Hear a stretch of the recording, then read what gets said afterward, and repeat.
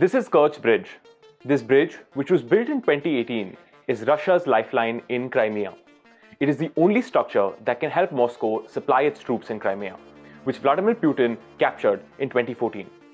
It was once the symbol of Russian rule over what was once Ukrainian territory. All of that changed on October 8th, when the bridge was bombed by a truck filled with explosives.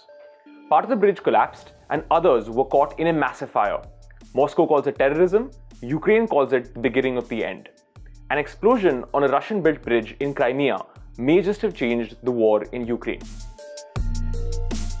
To understand why this one bridge is a new chapter in the war, we have to go way back.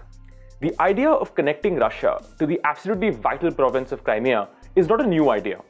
A quick look at a map reveals that there is little physical link between Crimea and the Russian mainland. Moscow has wanted to fix that by building a bridge across the Sea of Azov to Crimea since at least the late 1940s. That pet project never really took off. Funding troubles and political problems with Ukraine always seemed to get in the way. That was until 2014, when President Putin's soldiers marched into Crimea and seized it. With the province firmly under Russian control, Putin had made the Kerch Bridge his personal project. The bridge was built across the Sea of Azov at the cost of $3.6 billion and was inaugurated in 2018 by Putin himself. Russian troops no longer needed to rely on ships and airplanes when crucial military supplies were crossing the Kirch Bridge by the truckload. By binding Crimea to Russia, Putin had done something that no other Russian leader had managed to do. The bridge became a key symbol of Russia and even Putin's rule over Crimea. That explains why Moscow and the world was so shocked by the truck bombing on October 8th. The explosion caused part of the road bridge to collapse. The railway line, which runs parallel to the road, was engulfed in flames and burned for hours. At least 3 people have died in the attack. It did not take long for Moscow to state the obvious. Ukraine was behind the attack. Авторы, исполнители, заказчики, спецслужбы Украины.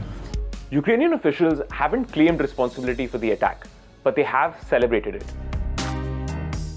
Mikhailo Podolyak, an advisor to President Zelensky, wrote that everything illegal must be destroyed. Everything stolen must be returned to Ukraine. Everything occupied by Russia must be expelled. The attack on Kirch Bridge matters for a few major reasons. At a tactical level, Russia was hugely dependent on the bridge to supply its troops in Crimea. The bombing has shattered Moscow's weak and exposed supply lines in Crimea. While the repairs on Kerch Bridge continue, Russia will now need to ship supplies through the last remaining supply route through Melitopol. If Ukrainian forces hit those routes as well, Moscow will have no way to get supplies through. However, the real consequences will be strategic. The success of this latest attack points to massive failures in Russian intelligence. This embarrassing setback comes just weeks after Moscow's intelligence services failed to foresee massive Ukrainian counterattacks in provinces like Kharkiv. Because of these mistakes, Russian troops are on the run in Ukraine and have lost thousands of square miles in territory. The successful attack on Kerch Bridge also reinforces the perception that Putin has lost control of the war.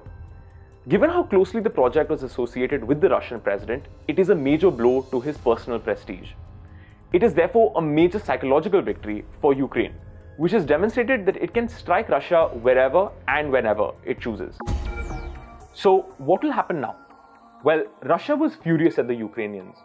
It has responded to the bombing with a series of missile attacks on Ukrainian cities like Kyiv, Zaporizhia, Dnipro, Kharkiv, and Lviv. In Kyiv, the missiles hit areas densely populated by civilians. Scores of people have already been killed in these attacks. This may mean that the war is about to take an ugly turn. It seems that attacks on civilian infrastructure will become more and more common. Experts have also been worried by the appointment of General Sergei Surovikin as overall commander of the Russian war effort in Ukraine. Surovikin, who also commanded Russian forces in Syria, has been accused in the past of excessive and indiscriminate brutality against civilian targets. The bombing of Kirch Bridge has opened up a new and devastating front in the Ukraine war. There is no telling where it will end.